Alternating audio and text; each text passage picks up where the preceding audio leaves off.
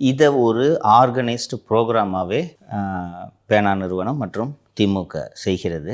எந்த அளவுக்கு போகிறாங்கன்னா, வெறும் 1000 ஃபாலோவர்ஸ் எனஃபாம், அதிகம்லாம் இல்லை.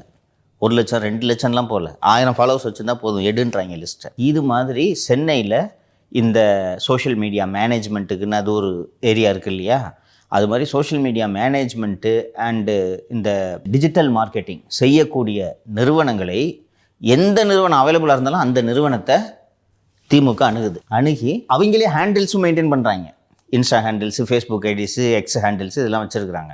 உங்கள்கிட்ட எத்தனை ஹேண்டில்ஸ் இருக்குது, இவ்வளோ நம்பர் ஆஃப் ஃபாலோவர்ஸோட எத்தனை இருக்குது அப்படின்னு கேட்டு, எங்ககிட்ட எத்தனை இருக்குன்னு ஒவ்வொரு நிறுவனமும் சொல்லுது. எங்ககிட்ட ஒரு 10,000 ஹேண்டில் இருக்குது, எங்ககிட்ட 20,000 ஹேண்டில் இருக்குது. வெரிஃபைடு ஹேண்டில்ஸே வச்சுருக்காங்க, ஃபோன் நம்பர் போட்டு வெரிஃபை பண்ண ஹேண்டில்ஸ் வச்சுருக்காங்க. அந்த ஹேண்டில்ஸ்லாம் எங்களுக்கு இதை புஷ் பண்ணணுன்ட்டு பேக்கேஜாக பேசுகிறாங்க.